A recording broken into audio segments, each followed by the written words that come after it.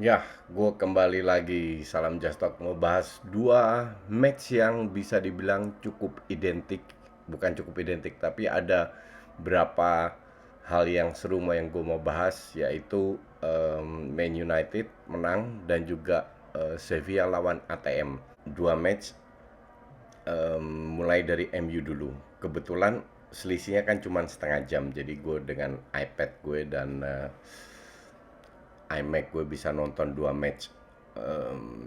MU ketemu Brighton. Brighton ini bukan bukan apa namanya, tim tim hebat lah. Walaupun gue bilang pelatihnya hebat karena dia membuat taktikalnya, cara bermainnya itu jelas. Banyak kombinasi antar dua tiga pemain. Hanya pemainnya ini kan katro semua. Jadi berapa kali peluang mereka nggak bisa manfaatkan, terutama peluang apa namanya, dari counter attack. Berapa kali berbahaya walaupun mereka punya Lalana, tapi ya nyaris-nyaris semua lah. Nah, sementara dapat gol jatuh dari langit, ya menurut gue saat 0-1 MU mulai berjalan. MU bermain dengan dua playmaker, Pogba dan Bruno, didukung oleh Fred. Ya, gue selalu bilang, apakah ini good match? Sama sekali tidak. Benar-benar untuk gue itu membosankan. Kalau lu nonton tim top di apa namanya, di Spanyol, di Jerman, bahkan di Itali, sirkulasi bola itu cepat, very smooth. MU itu lambat.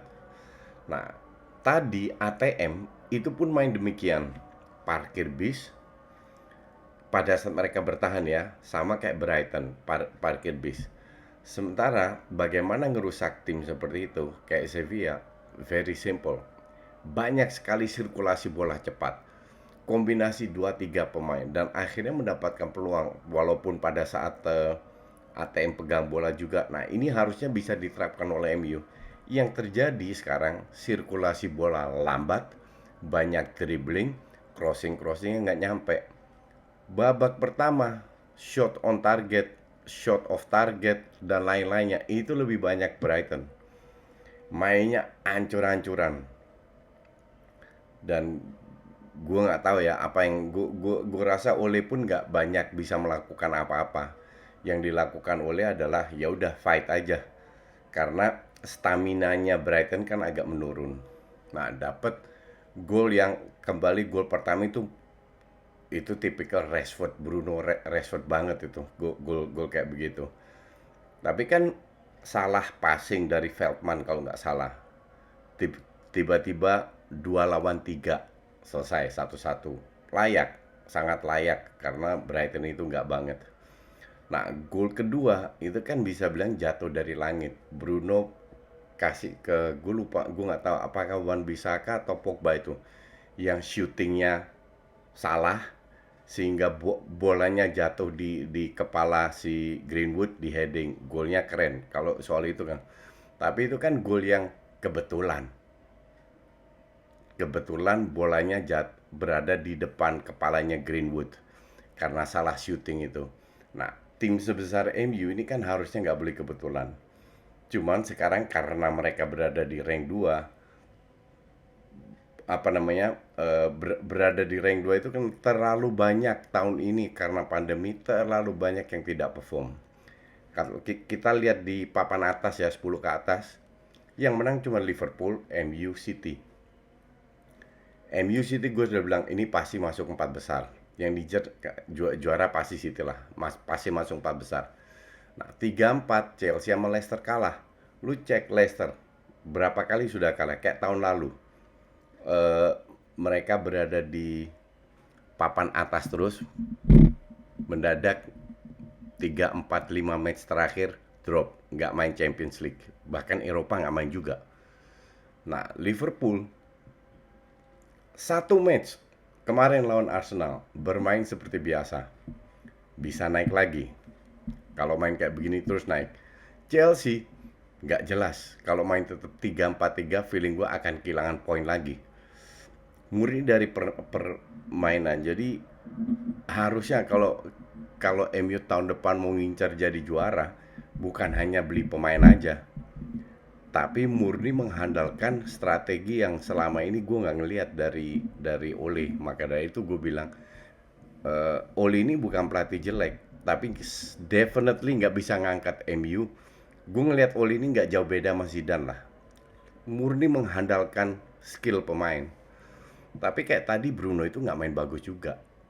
Rashford apalagi egois, Greenwood juga egois, shootingnya 2-3 kali ke arah kiper, terlalu maksa kalau nggak crossing. Ini bukan permainan yang layak ditunjukkan oleh sebuah tim papan atas lah. Maka itu gue nggak heran mereka kalah, bukan kalah, nggak lolos dari grup Champions League. Ya karena lu ngandelin skill individu nggak selalu bisa. Apalagi kalau lawannya Brighton itu keteteran banget tadi. Nah, gue nggak tahu apakah si Welbeck tadi pas jatuh itu kesentuh atau enggak. Kalau ada sentuhan dikit itu harusnya penalti. Tapi kalau nggak kesentuh dan wasit tidak memberikan, nampaknya nggak kesentuh. eh Welbecknya yang blow on dapat penalti segitu, dapat peluang segitu gede tapi jatuh atau menjatuhkan diri, gue nggak ngerti lah. But anyway, lawan Brighton ya dibilang layak menang, mungkin ugly win. Tapi permainannya itu nggak banget. Mau sampai kapan MU main kayak gini? Lu mau datengin Haaland pun atau siapa, kalau main kayak gini mah repot. Terutama tahun depan. Cuman 2 tahun di bawah Ole dapat 66 poin. Tahun ini kemungkinan lebih besar. Hanya gapnya dengan City kan tetap masih jauh. City kemungkinan besar akan sapu bersih itu barang. Jadi ya ranking 2, 3, 4 sama. Tujuannya adalah Champions League. Nah, MU aman lah. Harusnya aman. Tinggal 8 pertandingan, gue nggak ngelihat MU ya pasti ada seri-serinya kalah. Tapi karena kompetitor yang lain juga bapuk, jadi pasti masuk 4 besar, pasti main Champions League. Em, ya, ini apa namanya? Kalau gue bilang ini ugly win, but that's okay, it happens. Cuman ugly winnya terlalu banyak musim ini untuk MU. Terus ATM kembali kalah lagi. 4 bulan yang lalu, 5 bulan yang lalu, 4 bulan lah, 4-5 bulan gue bilang ATM pasti kalah, yang juara Barca atau Madrid. ATM unggul 14 poin, sisa 1-2 pertandingan. Sekarang kalau Barca besok menang, itu tinggal 1 poin. Kalau kalah pun tinggal 4 poin. Masih ada 9 pertandingan semua ke Uber. Oke. Tapi harusnya sekarang Madrid di atas, harusnya Barca tidak kalah lawan Valladolid. Apalagi minggu depan El Clasico. Nah, Frenkie de Jong sama Messi ini harus hati-hati. 2 pemain penting karena mereka sudah dapat kartu kuning. Tapi tadi jujur aja pas gue nonton itu pertandingan Sevilla lawan ATM jauh lebih seru, jauh. Karena kedua saling menyerang, Sevilla menang 1-0. Tapi bermainnya dengan strategi yang jelas. Mereka kedua tim nggak dapat banyak peluang. Kalau nggak salah ATM sekitar 4-5 lah. Beda dengan MU dapat belasan kayak gitu. Tapi serangannya itu keren banget. Sirkulasi bola itu cepat, positioning, sekali 2 kali sentuh, hanya end passingnya atau kalau peluang finishingnya kurang bagus. Tapi dari sisi permainan kedua tim itu keren banget. ATM agak kurang kalau gue bilang. ATM tipikal Simeone, bertahan parkir base, ngincar counter attack. Gak ada tim yang dalam satu musim bertahan ngincer counter attack, bertahan ngincer counter attack. Maka dari itu ATM di bawah Simeone sekarang juga bukan sekarang, berapa tahun nggak menang apa-apa. Copa del Rey pun nggak, susah banget untuk bisa menang. Ya karena gue masih bingung filosofi dengan pelatih kayak gitu. Kalau lu mau menang, you have to attack. Nggak bisa tambah banyak peluang untuk cetak gol, tambah banyak peluang, tambah besar peluangnya untuk menang. Dan ATM ini pemainnya berkualitas semua. Cuman kalau pelatihnya kayak gitu ya wassalam aja. Besok ada Barcelona sama 2 match Liga Inggris, West Ham sama Everton main, kita lihat apakah itu ada kejutan atau enggak, gue bahas dikit. Tapi terutama Barcelona, lihat bisa menang atau enggak. Sama preview Champions League juga gue bikin untuk hari Selasa. Oke, thanks for watching.